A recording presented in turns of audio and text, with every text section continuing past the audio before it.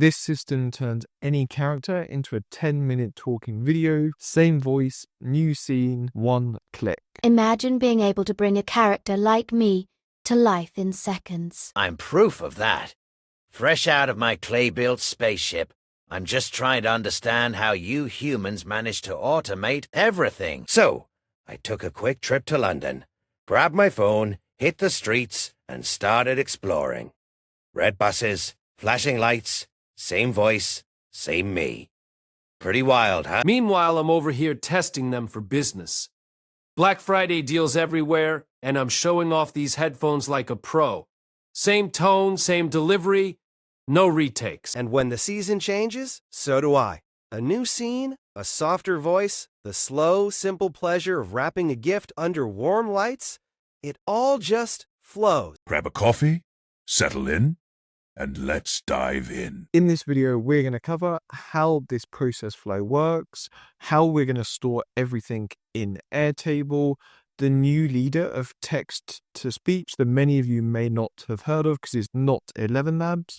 We're then going to go through how to generate a voice-over script, and finally, how to create all of that together for our very own AI avatar videos. Imagine lining out a week's worth of AI ads, product explainer videos, or even meditation, all for under $1. If this is useful, make sure to check the link below and get access to the blueprint straight away. So let's jump straight into a demo to see exactly how it works. We're going to do execute workflow, so it's listening for a request in the background. We're going to come down and press generate a video because we've already provided our reference image that we want to generate, and we've said that it wants to be 720p for the output. We've also said that we want to use the Hades voice, but you can go through and choose from lots of different ones within that new text-to-speech platform that I'll show you later on. In the process, we're now going through, having received the request, we're now going and extracting all of the data from that table for us to be able to use, including the URL of that specific image that we need. We're then going through and generating an updated and improved script. This also going to include lots of guidance for the AI voice platform to understand the tonality, what to say, how to say it, the cadence, any emphasis on specific words, and much, much more. We've then gone through and generated our voiceover, as we can see here, and got it back incredibly quickly for us to be able to use. We've now stored it within our Airtable account, as we can see here, with that green box around it. So now we can give it a quick listen. When I walked these fields long ago, we dreamed of building something that... So we'll check the rest out once it's fully completed, but we know that it's in there and ready to go. If we now come down here, we can see that we're generating our video with the InfiniteTalk of WavSpeed AI. And then we're going to be connecting this up and storing all of the data in Airtable, as we saw before, and getting the total cost so that we can see how much it costs on average for our outputs. We're just going to wait for this to come back, and I'll show you how we download it and store it into Airtable. So there we go, it's just finished processing. It's now going through downloading the updated video for us, which we can check out here. When I walked these fields... So we know it's downloaded correctly. We've then changed it into a base 64 string for us to then go through and store in Airtable. And then we've gone through, updated and stored all of that information. So now if we come down the bottom here, we can see that that specific video cost around $1.80 to make. And we can check out the final version of it in here. When I walked these fields long ago, we dreamed of building something that would last. Empires, monuments, legacies carved in stone. But now, the power to shape the future doesn't lie in stone or steel. It's here, in data. And though centuries have passed, the mission remains the same. To build, to lead, to endure. Even history finds its voice again. So now let's go through and see how we build it together. So the first thing we're going to do is come across to n8n. We're going to do a plus and Webhook. This is going to enable us to get the requests from our Airtable account. So we need to open the webhook, as we can see here. If you're going to be running this constantly in the background, you're going to need to use the production URL. But for the pure testing today, we're just going to use this test URL. We're going to copy this, come back across to our Airtable account. Now you'll get access to this in the resources below, but these are just the main fields that you need to include. Within Generate, we need to make sure that we've got a URL listed down here, and this is going to be a button field, which you can see here, which is going to enable us to press the generate video, and then it triggers our process afterwards. So you need to update the webhook URL here with your very own version, and then $ID equals, end of quotation mark, and your record ID. Because then what this will enable us to do is send across that specific record ID into our workflow here. So we're going to do listen for an event, come back across to our workflow. I now want to redo, for example, our alien one from earlier on, but instead we're going to do it as 720p. We're going to do generate video, and now if we come back across, as you can see here, we've got lots of data that's been captured in n8n. We're going to pin this data so it's always going to be accessible for the future. We're then going to close down our headers, and we'll be able to see that we've got that specific record ID ready to go for us to use in the rest of the process. So to get the rest of the data, we're then going to use an Airtable node and get a record. We're going to need to make sure that we have our connection in place. And to do this, you need your authentication token. So you want to come back across to Airtable, down to the corner, and into Builders Hub. You'll then need to go through, create a new token, and add all of your resources. We've got lots of this in the community that walks you through step by step exactly how to do this. Once you've got your API key generated, add it in here and you'll be good to go. We've already got ours ready though, so we're just going to come through and select it. So now we need to find where that record is. So we need to choose the base. In this case, our base, if we come back across, is going to be called Talking AI Avatars. So we'll just come in here and do Talking AI, and then we should be able to see avatars. We're going to do table 1 or AI avatars table because this is the only one that we've got in here. If we come back across, we can now close the headers and put across that ID, run execute, and now we're able to pull all of that data into our workflow straight away, nice and easily. So now we've got all of the information, we need to improve our voiceover. So we're going to pull down into here and search for a basic LLM chain. The reason I'm using this one is because it will enable us to use lots and lots of different AI models instead of, for example, if I pull out from here and we do OpenAI, only being able to use OpenAI for a certain response. I like being able to change between the different ones depending on who's leading at that point in time. We're now going to come down and quickly add in our OpenAI account and make sure that we've got our authorized credentials ready to go. I'm going to use GPT-5 and then Mini for this because we don't need that powerful of a model just to improve the outputs. Now, why do I keep saying that we need to improve the outputs? Well, this is what we're going to touch on in a second within InWorld's documentation. So we need to change this from JSON.chat input because what it's currently looking for is, if I do chat trigger, is it's typically looking for that to be the input instead versus us giving it different dynamic fields. So now you can see that it's gone gray instead of red. So to fix that, what we're going to do is change this from chat trigger to defined below.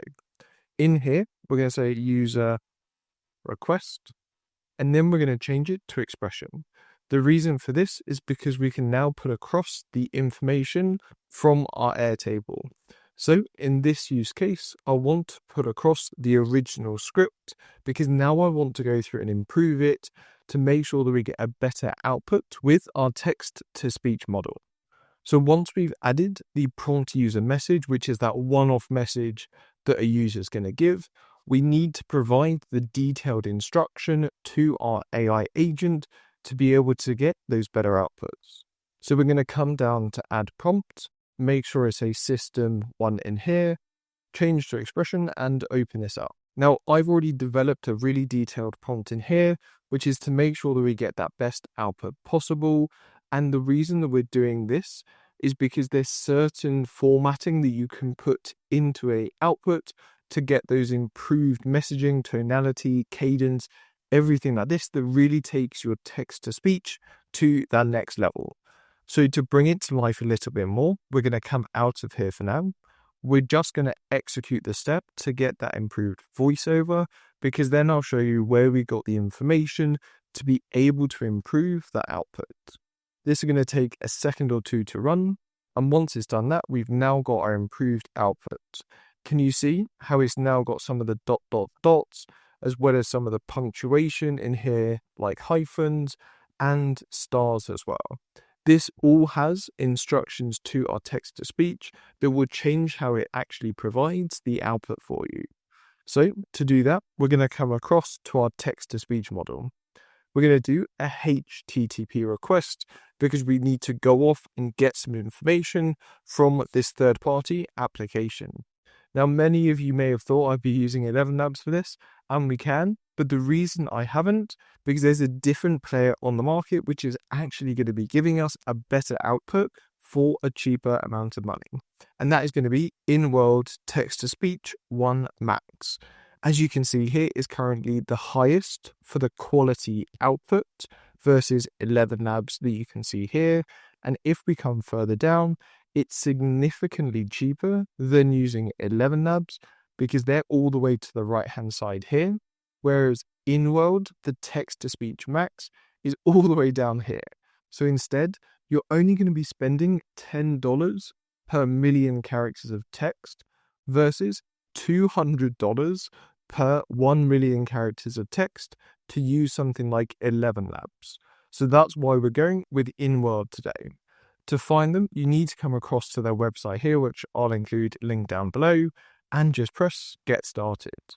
You'll need to sign up for an account, and they will give you $10 to start off with, absolutely included. If you ever need to add any more, come down to billing, and then you can go through and add more in here.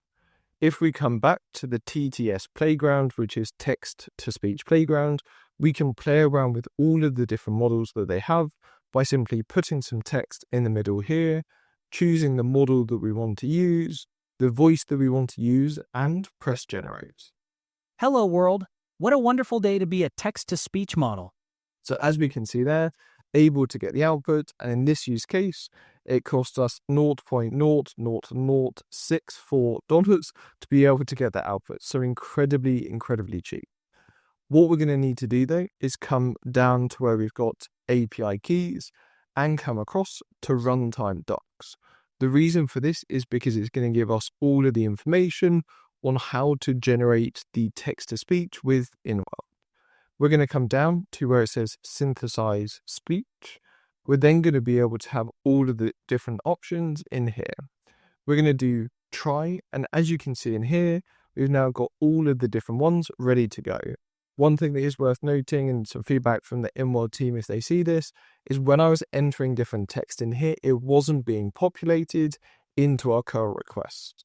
So what we're going to need to do is copy this, come back across, and then just import the curl into here. We'll then need to go through and make a few changes to get that better output. So first thing we're going to do is add our API key.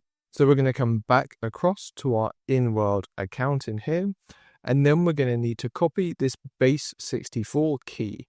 If you don't see one, just do generate a new key, and it's going to add a new row in here for you to use.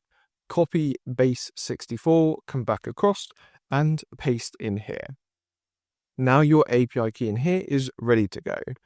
If we come down here, we can delete all of this and put across the text that we want to be brought to life. Now, earlier on, I mentioned about how do we improve those outputs and know what to include. Well, to do that, we'll come back across to the InWorld documentation, come back across to TTS, and down to best practices. Now, as you can see here, they've got lots of information on how to get the better outputs with their model. So we've included all of this in our prompt and much, much more based on all of our experience using models like this. So now we can come down and see that improved text message ready to go with the formatting. We're going to be able to choose the voice ID as well. Now, in this use case, what we're going to do is come back to the get a record. We're going to collapse down reference image, collapse down the voiceover and the generate so that we can find the voice ID to use, which is Theodore. We're going to pull that across instead, delete where we've got Dennis and have it here. Now, they do have a set amount of voice IDs that you can use. To find them, you need to come back across to the TTS playground, across to the voice, down to a voice that you like, for example, Alex, copy the voice ID, come back across into Airtable, and then add it in here. So if you wanted to have this more of a drop down like we've got for the video quality, I definitely recommend doing that instead, because it's basically just the name of the character that you can see on the right hand side here. Now, if we come back across, we've got the base ready to go. In the blueprint, I've also included some more options, which is where we're going to change the actual bit rate that we're going to be using, the hertz, we've got the speaking rate, so how fast they're going to speak, the temperature, and the text normalization. So for time, I'm just going to copy this, come back across, and paste into here. So now if we connect that up, it will now have all of our extra points down the bottom here just to include. Totally optional, up to you. It's just going to help get a more of a consistent output. If you're not sure what any of them mean, put it through ChatGPT and explain it nice and easily. For the voice ID, again, we're just going to update this, back to get a record, collapse all of this down, and then we'll just put across Theodore. So now we've got the updated text and the voice ID ready to go. We're going to do execute step. It's going to go off and generate it incredibly quickly for us and then produce the output on the right hand side here. We'll see that we've got all of the words that have been used line by line, the timestamp of each of those words starting, but also the timestamp of them ending as well. And this is really good because we can now see how long a specific video would be to work out the cost, both from a length, but also the number of characters involved as well. The reason we need both is because we're going to be charged per character using the text-to-speech, but more on the length of the video later on, which will coincide with the length of that text-to-speech audio that we've just generated. So now that we've generated our voiceover and we've got this long base 64 string here, we can store it straight into our Airtable in the voiceover column. To do that, we're going to need to have another HTTP request field. We're just going to rename this to store voice over. We're then going to need to add our URL in here, but change it to expression. We're then going to paste our command in here and make a few changes. If I open this up, the first thing you're going to need to change is this app here. So once you generate your very own base in Airtable, up the top here, you'll be able to see the app ID for your specific base. So make sure to copy that, come back across and replace the one that's in here. We then need to add our request ID. So we're going to get rid of that, collapse it down and come back to get a record and then put across. So now what we're saying is we want to look for this app base, this table, and then we want to find this specific record ID within that table. We're then going to go to the voice ID column, which is this one here, and say that we're uploading an attachment. For some reason, we're not able to go through and easily upload it with Airtable straight away, which is rather frustrating. We're going to need to make sure that we're going to be authenticated. So we're going to do predefined credentials and then just search for Airtable and Airtable personal access token. You'll then be able to connect your credentials that you generated a little bit earlier on so that it's already set up for you to store the data. We're then going to need to add a body request that we're sending across and use a JSON field instead. We'll change this to expression and we're going to open it up. I'm then going to paste the body of the request in there that we're going to make some changes. So the file, as we can see here, is if I get rid of this, on the left-hand side, that response that we got back is going to be that entire information to do with that file for the MP3 site. We're then going to give it a file name, just saying that it's going to be audio file. We're going to get rid of this part here, come down to the bottom, get the record ID, and pull that across. So now the file name will be audio file for this specific record. If I just come right down the bottom here, as we can see, that specific record and the date time that it was generated. So now we can come out of here. If I do execute step and we come back across into here, we should get a brand new file being uploaded into Airtable any second now. We'll just check that it's all gone through from this side. Yep, it has. So there we go. We've now got that second MP3 file ready to go for us to use. If we come back across, what we'll be able to do is come out of here and do save. Now we're going to go through actually generating our AI avatar video. We're going to be using WaveSpeed.ai InfiniteTalk. To do this, we're going to need our MP3 file and the reference image. We're going to use the API setting instead. We're going to copy the submit task, come back across to n8n. We're then going to pull down and do HTTP requests and import that curl in here. I'll include all of the links down below to be able to find this nice and easily so that you can go through and generate it all yourself as well. What we'll be able to see is that if we come in here, the 720p, so that more HD version, is going to cost us around 30 cents per 5 seconds. So it still can be quite expensive when you start to round up the amount of time that it's running through. So definitely keep an eye on that and the length of the script that you're passing in. So we're going to come back across to our workflow. We're going to need to add our API key in here. So we'll come back across to API keys, create a key. We need to give it a name. So we're going to do testing and then just do create key. We're then going to copy this API key here, come back across and paste and replace what was there previously. We're then going to come down and remove the audio and the image URL. Instead, we want to pass in what we've just done within our Airtable. So first things first is that voice over. So we're going to pull it across, as we can see here, for that audio URL for us to be able to use. We're then going to come down and use the image. So we'll do we'll do get a record, come down to the reference image URL and pass that across. The reason I'm not using something like Google Drive is because that will block us actually sharing the ID with them nice and easily. Instead, you could use something like Go High Level, or within Dream, you can right click and copy the image address if you want to do it that way instead. For today though, we're going to come back across. You can add a prompt in here if you want, which will guide how the AI avatar is actually generated. So if you wanted to say that they're going to start walking or moving the background or having them look at the camera, then you can start to add different points like that in here nice and easily.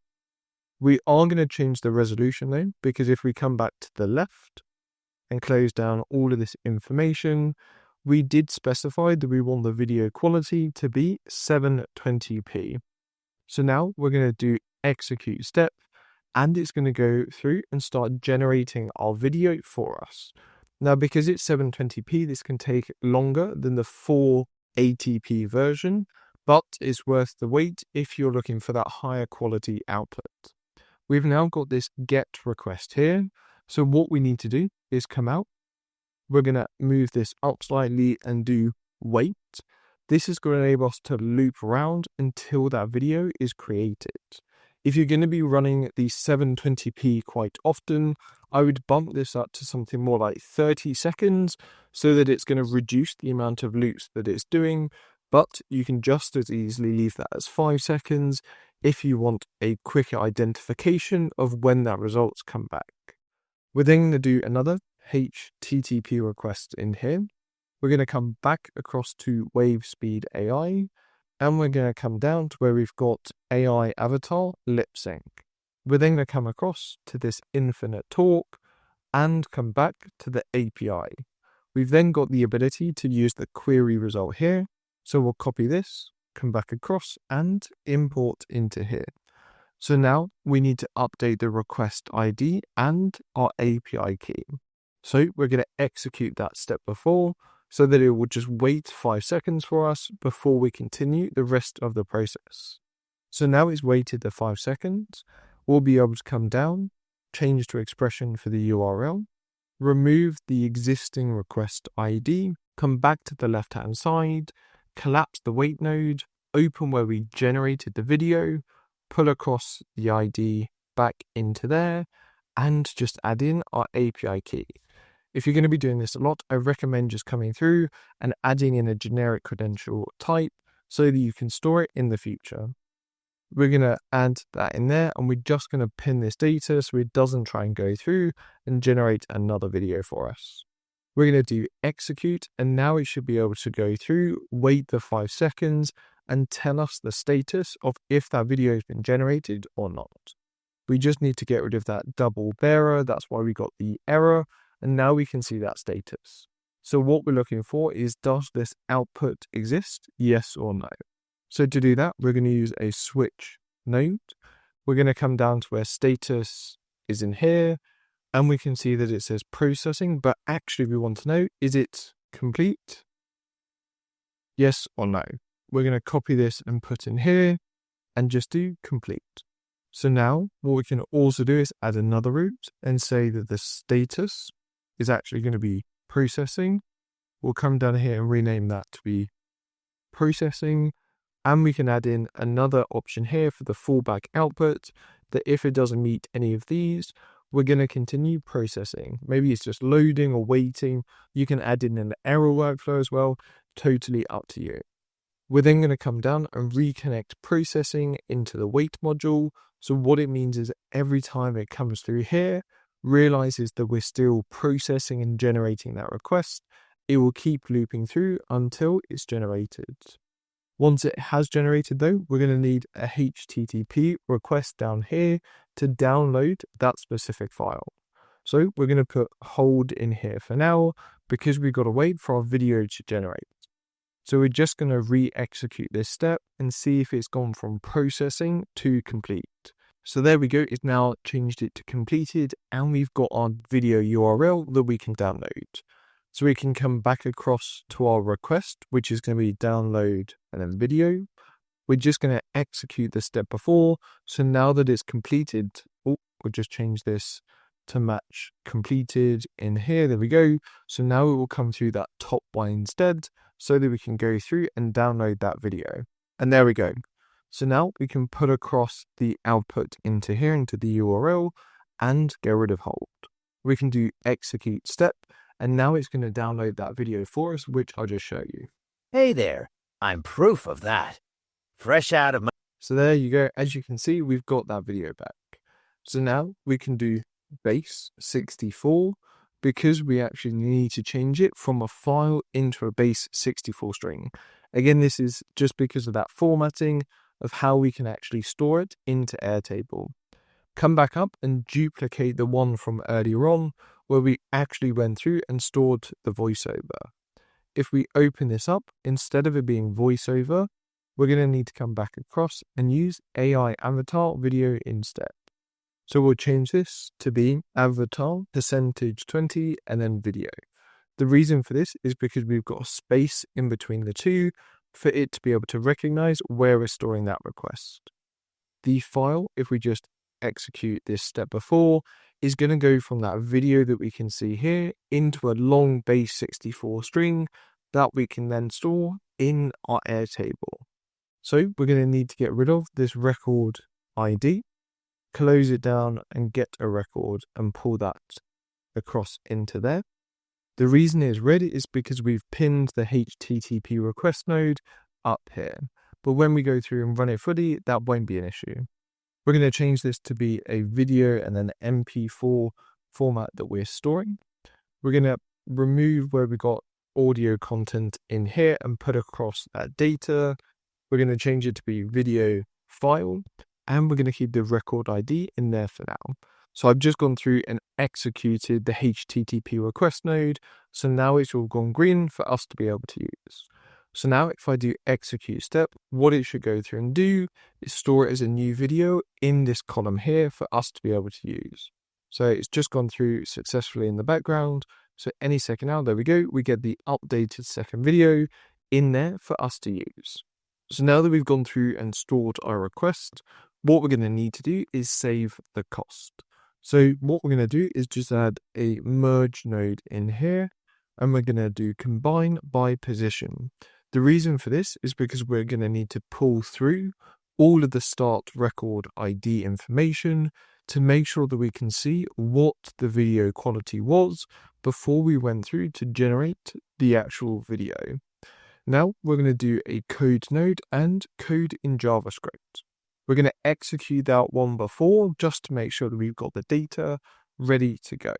So now that we've got it here, we're just going to open up this code node and paste in here. What it's doing is it's going through and checking, okay, what was the video file quality that we were looking for? So in this use case, it was 720p. So we need to keep an eye on that for how much it then cost for that text-to-speech generation earlier on, which is where we're going to be referencing the voiceover that we generated a little bit earlier on in this node here with the number of characters. So now we can see it was 720p, 178 characters, and it cost us around 75 cents for the output. We'll do Airtable, and now we're going to do update a record. We're then going to come through to where we've got AI bases. We're going to choose the one from before, which is talking avatar videos. There we go. And we'll be able to come down to talking avatar videos again. Collapse this down. On the merge, we can put across the ID. We don't need to worry about the script or anything else. Status, we can say we're done. And the cost, we're just going to put across as the total cost for that one. Now, if we execute the step, that will be the last step in the process, entirely done. And if we come across, what we should see in here is that we've got the updated cost ready to go with that 75 cents for the total cost. So if you want to be able to bring your very own AI avatars to life, check the link below and get access to it straight away. And if you want to learn more about AI and automation, definitely come across to the community and check it out. Stay tuned for more around AI, automation, and have a great day.